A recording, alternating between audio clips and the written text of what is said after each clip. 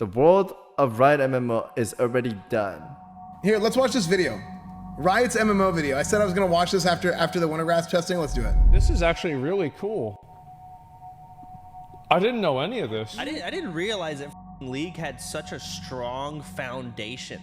This guy played Genshin Impact for 700 hours. After I started dabbling in more than just League's lore, be it Riot's MMO or even entirely new games, I started drawing eyes from beyond my safe bubble. Which also meant that I attracted other creators who got interested in the topics I was talking about. And these creators often took over the content in the form of reactions.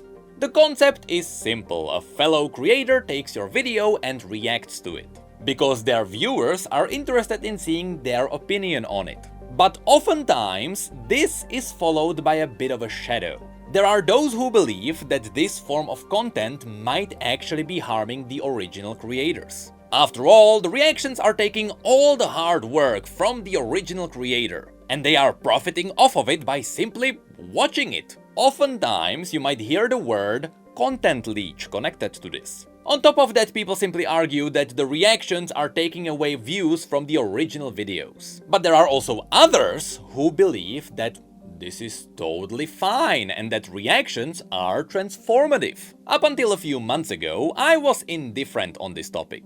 I never really saw it as a big deal, but then again, it was rare for people to react to the lore of Dr. Mundo. But ever since my Riot MMO videos blasted off, things got a lot more interesting. I got to collect some interesting data, which I am going to present to you. And I'm going to show you how exactly people reacting to my videos affected my channel.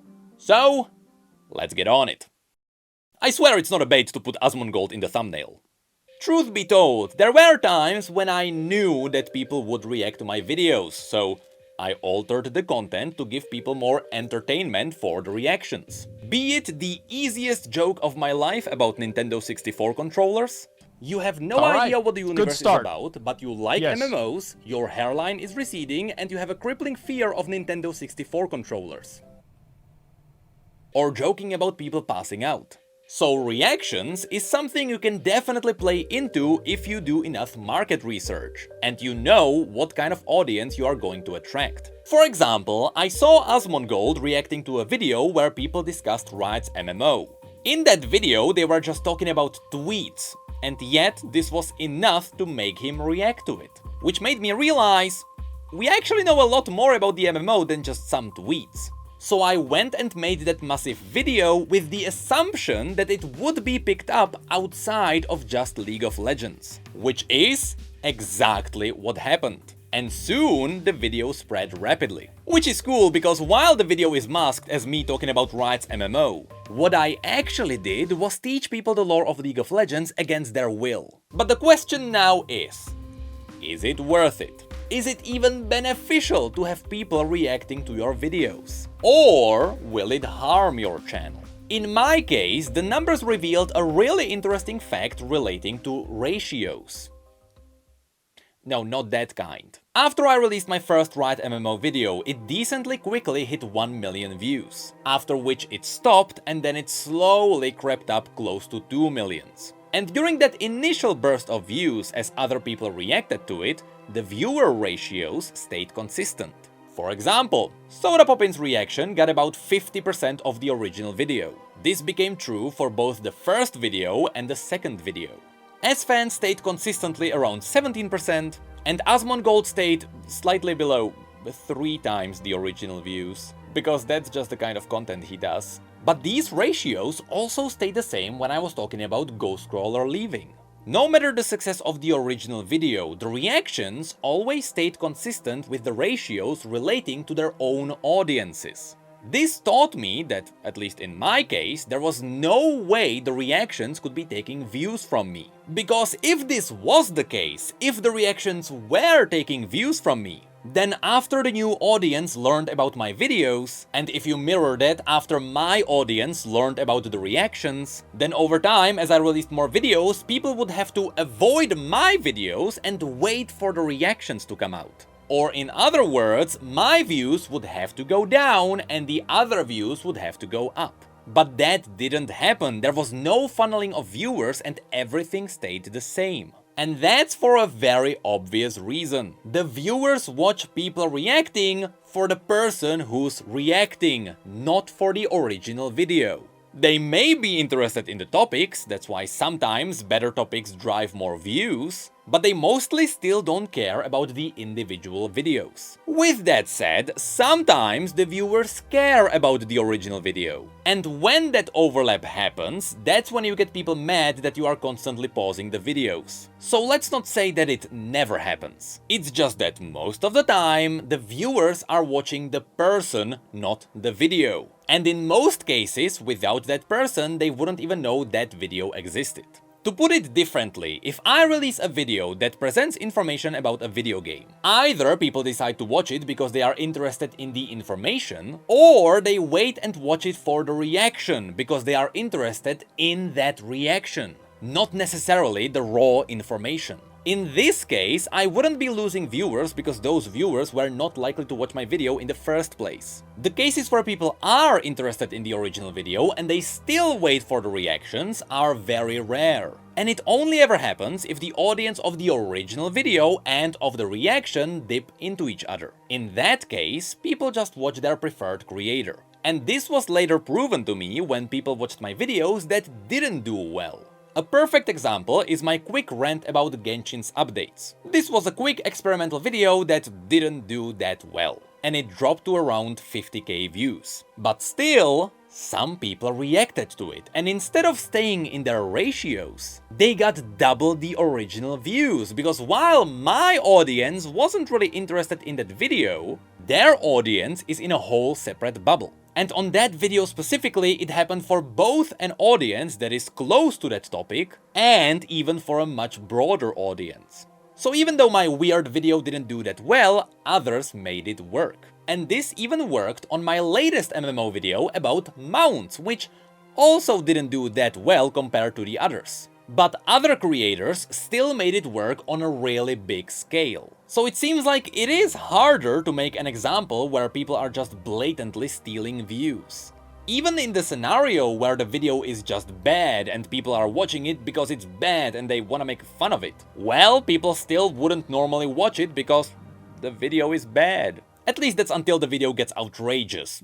That's a whole different story. So in summary, at least according to my numbers, did reactions harm my videos? No, they absolutely did not. And if they did, the quote-unquote stolen views would be in single-digit percentages. Which I am totally fine with, because people don't realize that reactions also have some benefits. Besides the fact that sponsored videos will be better. For example, I put a Manscaped sponsorship into one of my 100k videos, which got later grabbed by other creators, and together they all multiplied the views 6 times. So they gave the sponsors just a bunch of free value. But there are also other hidden benefits. And although these benefits don't immediately reflect on the channel, from the long-term perspective they are irreplaceable. Every time someone picks up your video, it spreads awareness about you. And it is this awareness that might one day save your channel. When Arcane released and I made my videos reviewing it and talking about it, it was the best month of my career.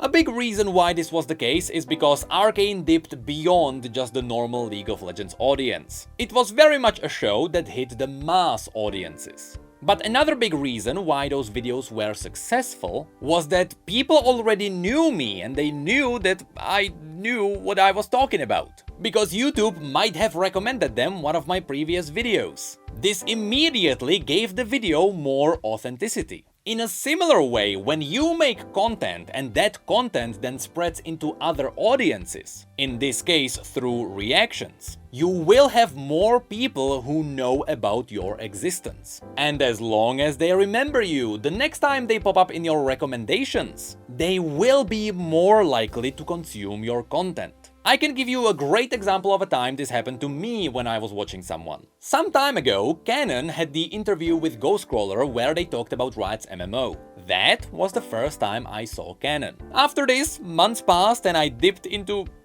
gacha games. And suddenly his video popped up where he was talking about one of the upcoming MMO gacha games. And I realized I saw him before. That video was good. I might as well watch the new one. And this is the underappreciated result of React content. While in some cases you might argue that it is taking views away from the original videos, you can't deny that it is spreading awareness about the original creator. For those who stick with only one game and they make videos only about that single game, sure, this may not be that important, because spreading to other communities is worthless unless they are interested in that game. But for those who want to break out of their comfortable bubble, this will carry them far. In fact, this is exactly where I am right now. As League slowed down its lore updates for one reason or another, my channel could no longer be supported by League of Legends alone. And considering that I have a family to feed, I was forced into variety. And anyone who tried to make this step will tell you, it is brutal. And you really have to hit the rock bottom before you figure out what's good. But it is because there were people who reacted to my videos that now more communities know that I exist. And as a result, whenever I dived into other games, be it Warhammer or Genshin, people were more likely to support me, which I can tell you did not happen before. And I could feel this support the most on Twitch. Which makes sense because that's usually where the reactions come from. A lot of my viewers tell me that they started watching me because of someone who reacted to my videos. And now it is Twitch that is holding me afloat before I find good content for the main channel. The fact that Twitch is literally falling apart is not helping the situation. But it is undeniable that I can now continue doing what I loved doing because all the reactions gave me publicity. Even if I traded some views for it. Without it, this channel might have been dead already. So no matter the size, no matter the audience, no matter how much you like or hate my videos,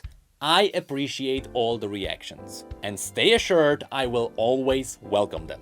Unless I end up doing something controversial. In that case, please ignore me. But truth be told, I love making videos so I can teach people something new. But also to give them some entertainment. And if that entertainment also hits other creators, why should I be against it? Also, I totally didn't make this video to promote my second channel, where we release all the cool stuff that we do on streams, which also might include some reactions, but we always give links to the videos. And at the end of the day, I gave people so much React content, and I made people a lot of money. So let me be the content leech for once.